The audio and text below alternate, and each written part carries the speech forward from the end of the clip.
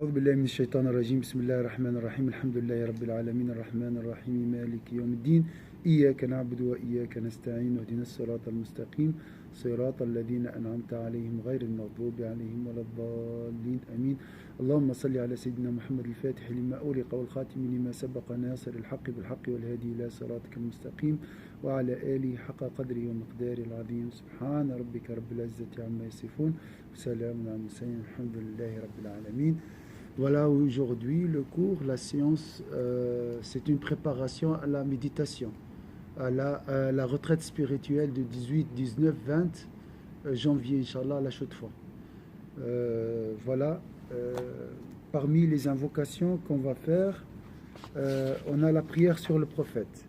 Ici, je vais commencer juste par les mérites, pas par la réalité. À vous de voir après et nous proposer une explication ou bien une signification de cet appel de grâce sur le prophète sallallahu alayhi wa sallam. Les mérites de l'appel de grâce sur le prophète sallallahu alayhi wa sallam. Le Très-Haut dit, c'est sur le groupe que vous pouvez trouver, si vous avez le matin, si vous voulez suivre avec moi. J'ai envoyé le texte.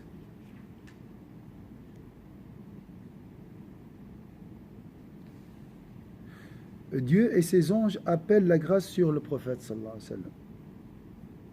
La grâce ici c'est traduit la prière. Ils ont traduit la prière par la grâce. On verra hein, ça c'est tout. Il y a plusieurs interprétations à cette prière d'Allah sur son messager. On verra. Ô vous qui croyez, appelez sur lui la grâce et adressez-lui un salut déférent. On rapporte également le hadith suivant, le prophète sallallahu alayhi wa sallam se présenta un jour, le visage enjoué, on y voyait l'effet d'une heureuse nouvelle, il déclara, l'ange Gabriel est venu me voir et m'a dit, te plaire-t-il, ô Muhammad sallallahu alayhi wa sallam, que toute personne de ta communauté appelant sur toi la grâce une fois obtienne que j'appelle sur lui la grâce 10 fois. Alors, je répète, te plaire-t-il, ô Muhammad, que toute personne de ta communauté appelant sur toi la grâce une fois, obtienne que j'appelle sur lui la grâce 10 fois. Donc c'est l'ange Gabriel qui priera sur toi 10 fois si tu pries sur le prophète sallallahu alayhi wa sallam une fois. Et que toute personne s'adressant le salut reçoive de moi également le salut. Donc, le mérite du premier verset, c'est pas marqué, mais à vous de le deviner, l'imaginer. J'imite l'action d'Allah Azza wa Jalla, l'invocation d'Allah. J'imite l'invocation d'Allah, mais je ne vais pas parler trop, je vous laisse réfléchir. Le prophète sallallahu alayhi wa sallam a dit aussi, lorsque quelqu'un appelle sur moi la grâce, cette fois, les anges appellent sur lui la grâce en proportion équivalente. Chacun peut donc le faire autant qu'il lui plaît. Le prophète sallallahu alayhi wa sallam, un quatrième hadith, l'homme le plus légitimement des miens est celui qui appelle le plus sur moi la grâce. Donc ici aussi la traduction c'est dans le hadith Awla an-nasibi, dans le sens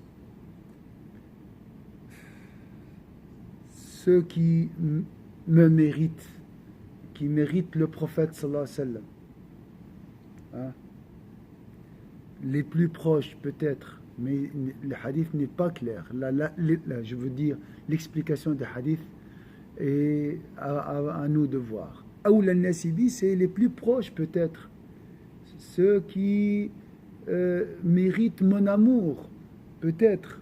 Je ne peux pas vous dire, ici c'est traduit, l'homme le plus légitimement des miens, le plus proche du prophète, sallallahu alayhi wa sallam, peut-être, est celui qui appelle le plus sur moi la grâce. C'est une assez grande avarice de la part du croyant que de ne pas appeler sur moi la grâce quand je suis mentionné en sa présence. Le prophète sallallahu alayhi wa sallam a dit, appelez beaucoup sur moi la grâce le vendredi. Pourquoi? Lorsqu'un homme de ma communauté appelle sur moi la grâce, 10 actions méritoires lui sont comptées. Et 10 actions condamnables lui sont effacées. Lorsqu'un homme entend l'appel à la prière, donc la veine, hein, l'appel à la prière c'est la veine, et l'invitation à se lever pour prier, et déclare, mon Dieu, Seigneur de cet appel pleinement adressé, et de cette prière sur le point d'être officier, accorde la grâce à Sayyidina Muhammad sallallahu alayhi wa sallam, ton serviteur et envoyé, et accorde de lui la méditation, la médiation, pardon. La médiation, c'est l'intercession. La faveur, le haut rang et l'intercession, pardon. La médiation, al-wasilat. Voilà. Et l'intercession, au jour du jugement, mon intercession lui est indue. Quelqu'un appelle-t-il sur moi la grâce dans un livre que les anges demandent pardon pour lui tant que mon nom est écrit dans ce livre? Il est sur terre des anges qui circulent et qui me font parvenir les saluts que m'adressent les gens de ma communauté. Un autre dernier hadith, à chaque fois que quelqu'un me salue, Dieu me rend mon esprit pour que je puisse lui retourner son salut. Des hadiths, vraiment, le Ghazali est très très intelligent dans la classification des hadiths. Il a laissé à la fin le hadith le plus, qui peut nous toucher le plus, qui nous parle le plus. Imaginez, c'est tu entres en confidence, en dialogue avec le prophète sallallahu alayhi wa sallam. Allah redonne l'âme à notre prophète sallallahu alayhi wa sallam à Médine. C'est pour ça qu'on dit le prophète sallallahu alayhi wa sallam est vivant dans sa tombe, parce qu'à chaque prière, Allah lui redonne son âme. Donc il y a chaque fois, chaque moment, chaque seconde, il y a quelqu'un qui prie sur cette terre, sur le prophète sallallahu alayhi wa sallam. Donc il est vivant dans sa tombe, le prophète sallallahu alayhi wa sallam. Et il te répondra, il te retourne ton salut à ton nom, et on dit au nom de ta mère ou ton père aussi. Donc là aussi, ton père sera évoqué par la langue du prophète sallallahu alayhi wa sallam. Voilà quelques mérites. Ici, c'est les mérites. Quelle est la valeur? Qu'est-ce qu'on doit évoquer lorsque nous prierons sur le prophète sallallahu alayhi wa sallam pendant la retraite spirituelle? Ça, c'est l'objectif de cette méditation. Voilà.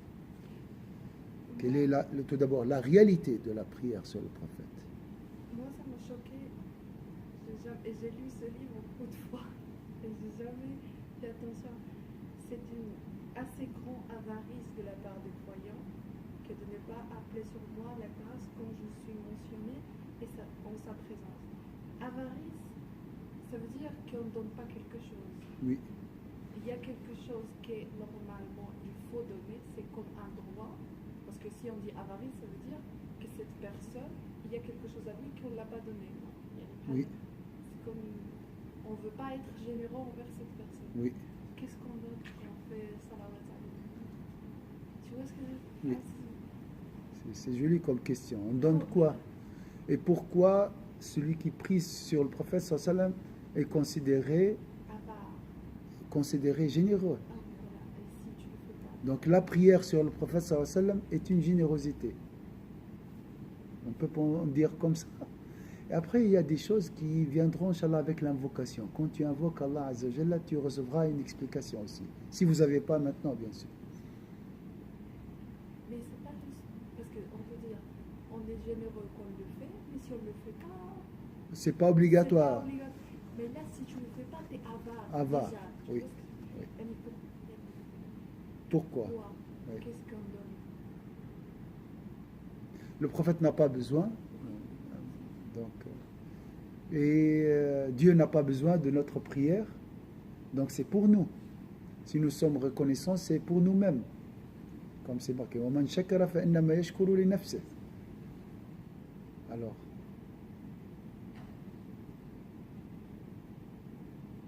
Est-ce que vous avez une réponse ou bien d'autres idées sur la valeur de la prière sur le prophète. Et la réalité surtout. C'est la réalité. C'est quoi cette prière? Ça veut dire quoi Allah prie? Moi, parce que ici, je demande à Allah de prier sur le prophète sallallahu alayhi wa sallam. C'est pas moi qui prie.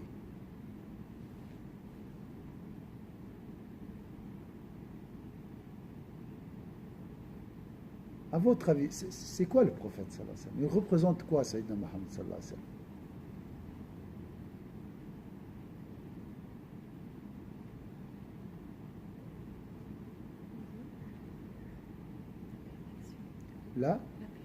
La perfection.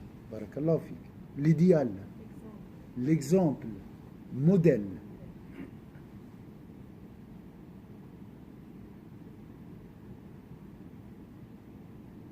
Moi, j'ai vu que quand on fait le prix par rapport au premier verset, comme dit Allah et ses anges prient sur le prophète, on calque les actions, on calque ce qu'ils font les anges, mais pas juste ça, sinon on calque ce qu'il fait Allah.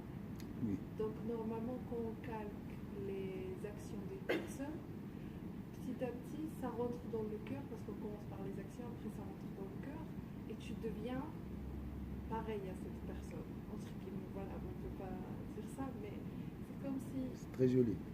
Et quand on fait la prière sur le prophète, Allah, il nous laisse calquer aussi le caractère du prophète, donc c'est tout pour nous, subhanallah. On calque la personnalité des anges, comment ils sont, on calque Allah aussi, parce que lui-même il dit je prie, alors faites comme moi. Donc si je fais comme Allah, je deviens quoi après? J'hérite de ses qualités. Voilà, La générosité, la miséricorde, la bonté. Hein. Parce qu'il y a un hadith qui dit celui qui ressemble, qui veut se ressembler à une nation, à une communauté, sera compté parmi eux. Dans le tawaf, nous imitons qui? Quand on fait tawaf al-Kaaba, autour de la Kaaba, nous calquons et nous imitons le tawaf de qui? Des anges au 7e ciel. Il y a une autre maison qui s'appelle la maison peuplée au 7e ciel, et chaque jour 70 000 anges font 7 tours et quitteront la maison peuplée et ne retourneront jamais. Donc un deuxième groupe chaque jour. Hein. Et nous faisons la même chose en bas. Donc nous imitons l'action des anges. Et celui qui imite un peuple, hein, sera considéré comme eux ou parmi eux.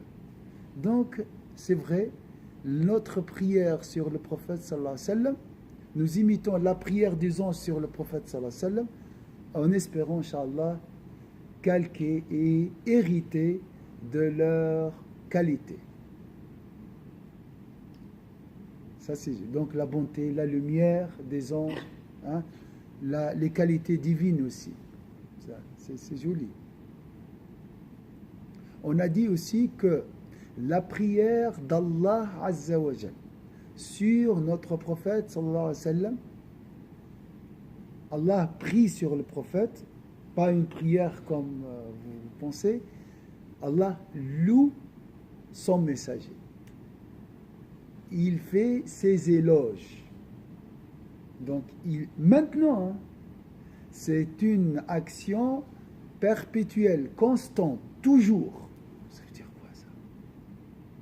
Tu es beau, tu es généreux, tu es miséricordieux, tu es compatissant. Ça, c'est parmi les qualités du prophète sallallahu alayhi wa sallam. Jusqu'à quand?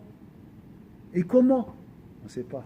Comment Allah loue son messager, n'est-ce pas? Les ulama, ils ont dit, en fait, chaque éloge ou bien chaque louange est une élévation. dans chaque, ou bien après chaque éloge, le prophète sallallahu alayhi wa sallam s'élève dans les degrés de la perfection. Donc, le degré de notre prophète sallallahu alayhi wa sallam est les qualités du prophète sallallahu alayhi wa sallam, ou le degré, est en croissance permanente, est en élévation. C'est une transformation. Chaque prière est une transformation dans la perfection, de la perfection du prophète sallallahu alayhi wa sallam au niveau de ses qualités. Mais pour nous, le prophète, il a déjà atteint la perfection, on peut dire ça. Voilà, mais il n'y a pas de limite. Comme l'univers, j'avais entendu une fois que ils ont demandé au prophète sallallahu alayhi wa sallam, c'est quoi la première création d'Allah? Il a dit, la lumière de ton prophète. Il y a, Oui. je pense que c'est Oussama qui a dit. Oui, Jabr. Jabir, il y a Jabir. Nour Nabiyika, il y a Jabir. Non. Et cette personne, elle a fait la liaison avec le Big Bang, la théorie. Oui. Voilà, il a dit tout vient d'un point et ça. Maintenant, il est en train de s'étendre dans l'univers. Voilà, Expansion. C'est comme cette image du prophète. Barakallah fik. C'est la première chose. Parfait, c'est déjà tout Voilà, sort non, d'ici. c'est très joli comme Tu vois ce que parallèle. Tu as fait le parallèle entre l'expansion, parce qu'on parle de deux théories dans l'univers. L'expansion et l'autre idée, c'est le contraire, l'expansion. Voilà, ça saute. Et l'autre, on va vers hein? Régression, voilà. Et vers l'explosion, après. Hein. C'est le monde. Donc il y a deux théories, comme on dit. Donc ici, c'est vrai, le prophète sallallahu alayhi wa sallam, les qualités du prophète sallallahu alayhi wa sallam sont en expansion et élévation. Wa rafa'na laka dhikrak. On a élevé ta renommée. Hein? Donc ça, c'est une explication à cette prière sur le prophète sallallahu alayhi wa sallam. Donc, quand Dieu dit, toi tu es beau au prophète, c'est une élévation dans la qualité de la beauté du prophète sallallahu alayhi wa sallam. Donc il grimpe, le prophète sallallahu alayhi wa sallam, les rangs de la beauté. Et bien sûr, nous imitons, nous héritons de la beauté du prophète sallallahu alayhi wa sallam lorsque nous prions sur le prophète sallallahu alayhi wa sallam.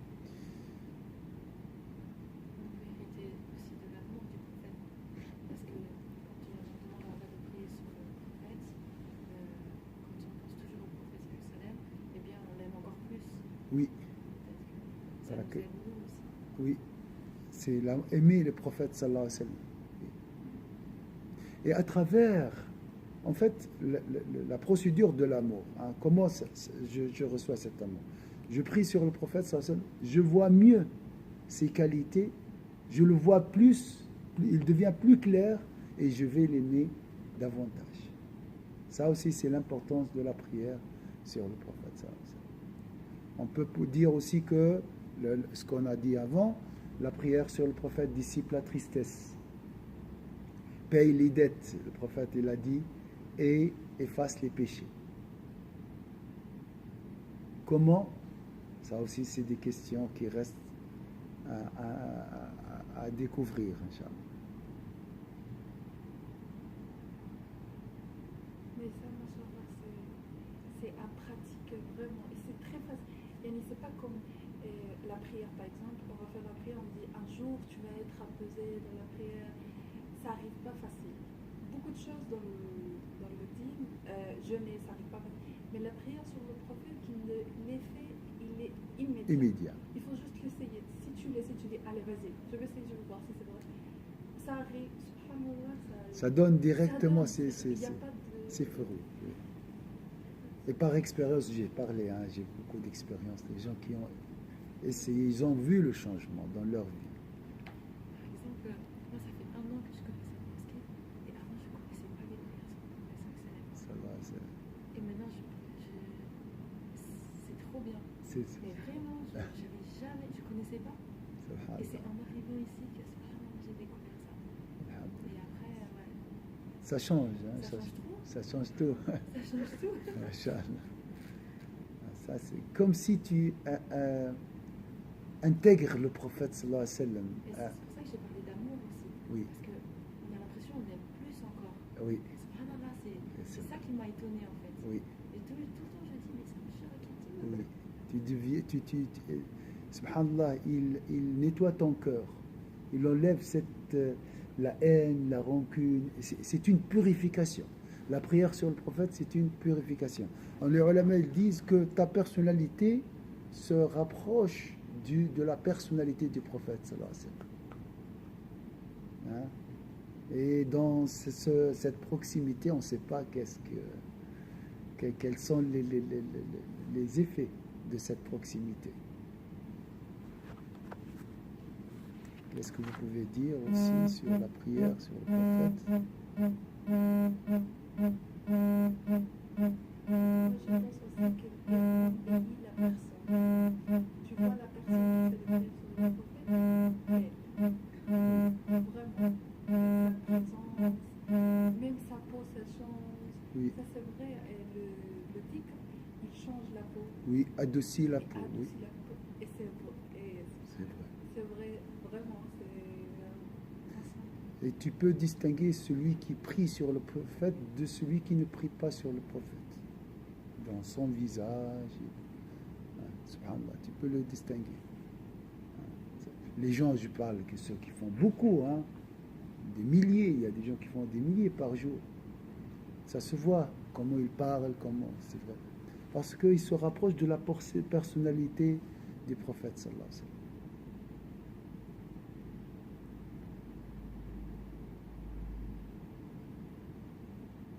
Qu'est-ce qu'on peut dire aussi?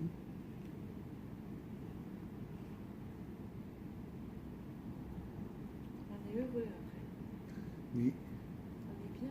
bien. Oui, c'est ça la preuve. Ça dissipe la tristesse. Et surtout le vendredi. Si tu pries sur le prophète sallallahu alayhi wa sallam le vendredi, l'effet est amplifié et intensifié.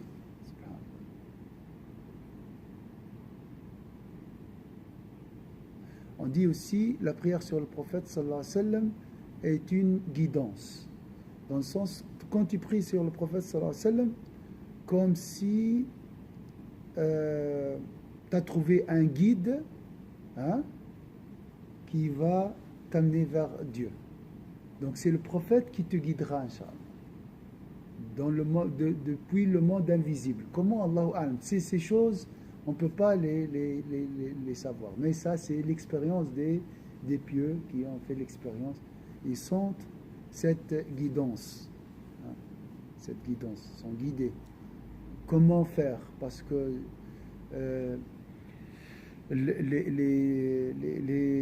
nous, les débutants, on ne sait pas qu'est-ce que je vais lire quel livre. Je commence par quoi?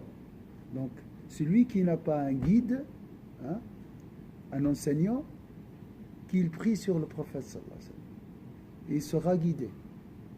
On dit que toutes les portes sont fermées, sauf la porte du prophète sallallahu alayhi wa sallam. Sauf la porte de la prière sur le prophète sallallahu alayhi wa sallam.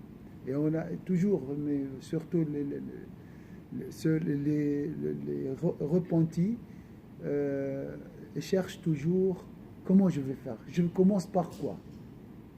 Alors je conseille toujours mes frères et sœurs après la conversion surtout, de prier beaucoup sur le prophète sallallahu alayhi wa sallam. Il sera guidé. Parce que je vais dans quelle mosquée, je lis quel livre. Ils sont des fois perdus. Donc, comme tous, mais même nous, parce qu'on a besoin de repentir, nous aussi. On est déjà des fois perdus. Je regarde ce shir, je regarde sur Internet. Donc, la prière sur le prophète sallallahu alayhi wa sallam, comme si tu as choisi le prophète sallallahu alayhi wa sallam comme guide, comme imam qui va te guider, Inch'Allah, vers Allah Azza wa Jalla.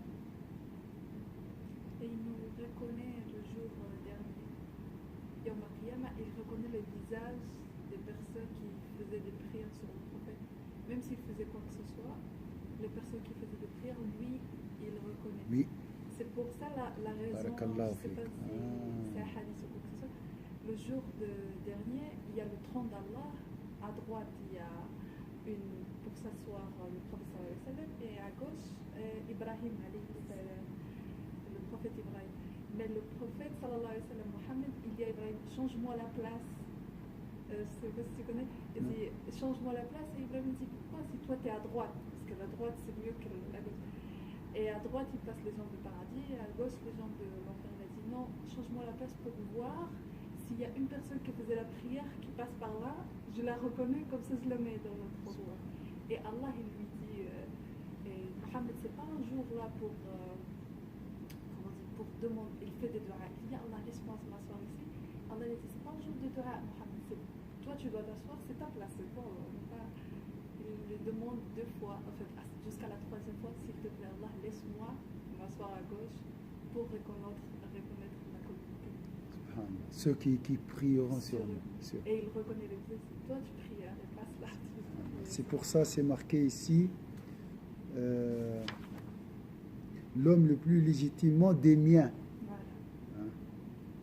Donc, si tu veux être parmi les plus proches du prophète sallallahu alayhi wa sallam, prie beaucoup sur le prophète sallallahu alayhi wa sallam. J'ai dit toujours, si vous avez un problème, n'importe quel problème, prie sur le prophète sallallahu alayhi wa sallam. La solution, c'est la prière sur le prophète sallallahu alayhi wa sallam. Mais constamment, régulièrement, parce que l'amour nécessite la fidélité. Tu dois être fidèle. La constance, ça c'est une condition bien sûr dans la relation, dans les relations. Qu'est-ce que vous pouvez dire aussi sur la prière sur le prophète sallallahu alayhi wa sallam, d'après votre expérience, d'après ce qu'on a dit, ma soeur, mon frère? Une question? عليكم السلام ثوري. زين الحاج بخير؟ الحمد لله. الحمد لله والشكر لله. Alors on va trouver la réponse chez Thouri. On t'a attendu. On n'a pas trouvé la bonne réponse. Ah oui. Voilà. On a posé la question de la réalité de la prière sur le prophète. C'est quoi c'est la prière sur le prophète? C'est une miséricorde. De Dieu. Ça c'est par expérience. C'est la meilleure créature sur cette terre. Donc la prière sur le prophète sallallahu alayhi wa sallam nous rapproche de la perfection, de l'homme parfait. Ensuite, tu deviens une miséricorde pour l'univers. C'est lui la source de la bonté, de la miséricorde sur cette terre. C'est l'homme qui pense toujours aux autres, qui veut le bien pour les autres. C'est une miséricorde pour les univers, les plantes, les animaux, pas seulement les humains. Donc, quand tu pries sur le prophète sallallahu alayhi wa sallam, tu te transformes à une miséricorde. Parmi les autres. Et la miséricorde, il y a la générosité envers les pauvres, par exemple, Oui, le respect pour les animaux, le respect, la plante, tout, oui, tout. toutes les qualités.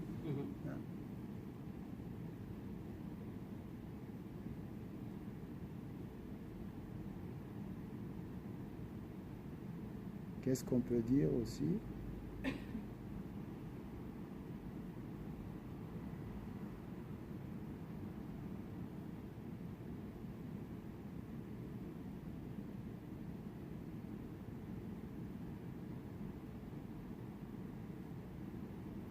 Plus on fait salat al Muhammad sallallahu alayhi wa sallam, plus les malaïka et Dieu Oui.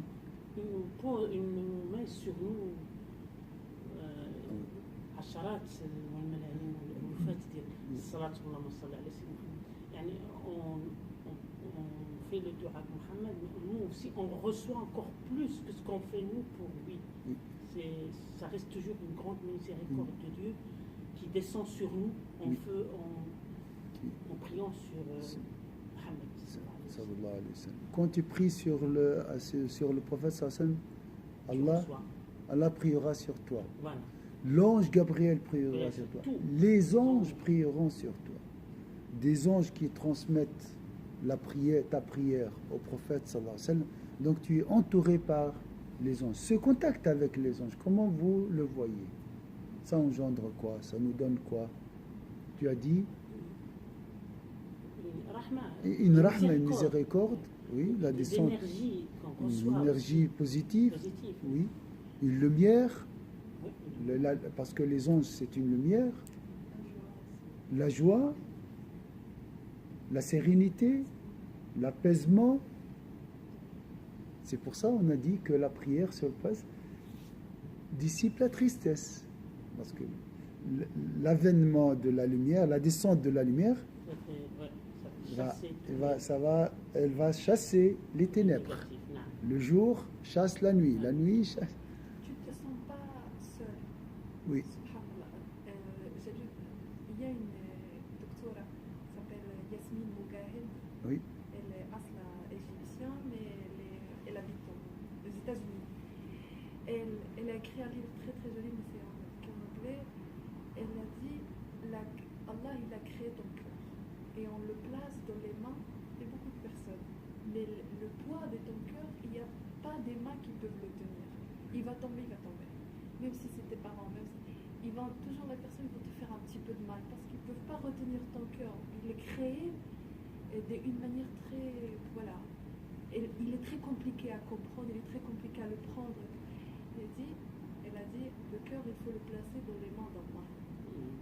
Lui, c'est les seules mains qui peuvent tenir ton cœur.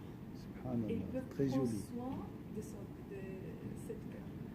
Donc c'est comme si, quand on fait les prières sur le prophète, il n'y a pas que Allah, sinon Allah il tient ton cœur, les anges ils sont autour de ton cœur, il habite dans ton cœur, le prophète sallallahu alayhi wa sallam il vient aussi à côté. Oui, parce que tu peux être entouré de toutes les personnes du monde, tout le monde peut t'aimer quoi que ce soit, mais tu ne vas jamais, comme on a vu l'autre fois, là, quand ce sont hypocrites.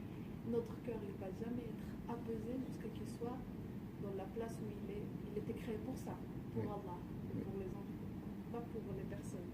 C'est juste. Donc quand on fait les prières, on se sent fort, on se sent bien, on se sent en place, on est tranquille, même s'il y a quoi que ce soit, tu dis, je sais qu'Allah il est avec moi, le prophète il est avec moi, les anges sont avec moi. Je te sens, voilà, en place. Oui. C'est pour ça le prophète sallallahu alayhi wa sallam, pour l'accompagnement, il a dit les plus proches parmi vous le jour dernier, ce sont ceux qui prieront le plus sur moi. Et le prophète, on ne se sent pas non plus seul quand on fait la prière sur le prophète. On sait qu'ils disent, je pense toi tu sais mieux que moi de le dire, vous voyez, il nous répond. Il se lève pour répondre sur ton salut. Yani, c'est comme si une discussion entre deux. Oui.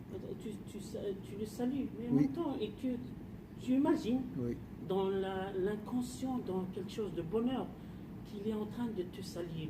Et ça, c'est bénéfique, c'est extraordinaire quand tu vois le prophète qui tu imagines. Mais c'est une réalité, c'est pas une imagination. Oui, mais une réalité, mais pas palpable. C'est une réalité, je dirais, voilà, il faut imaginer, il faut aimer, il faut être sincère sur cette prière pour que lui, tu le vois aussi en face de toi, qu'il est en train de te saluer, peut-être mieux que ce que tu l'as salué toi, peut-être que tu n'es même pas, je sais pas quoi, mais si lui, il te salue, c'est avec quelque chose, c'est un honneur pour nous qu'il nous salue le prophète, c'est quelque chose de beauté. Et ma sœur Fourie, tu as dit imagination, ça peut nous aider à se rapprocher de la réalité. L'imagination, elle est faite pour ça déjà. Oui. Si je suis incapable de voir, au moins, j'essaie d'imaginer la réalité. De toute façon, même Einstein, il a dit, l'imagination est meilleure que la connaissance. Al-khayalu khayrun mina al-ma'rifa. Parce que c'est le début, ça commence par imaginer la machine, hein, je dois imaginer. Mais la chose, c'est réel. Pourquoi j'ai dit réel?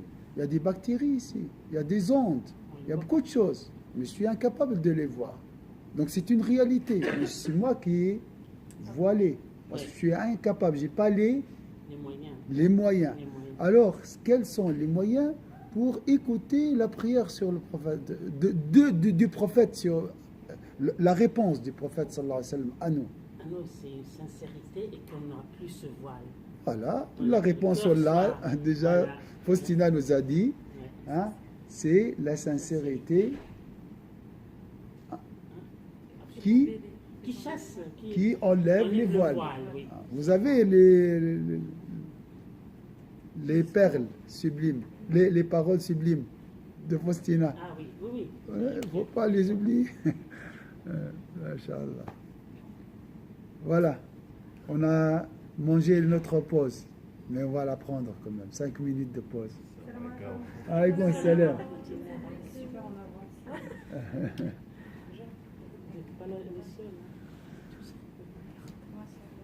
Tout est enregistré.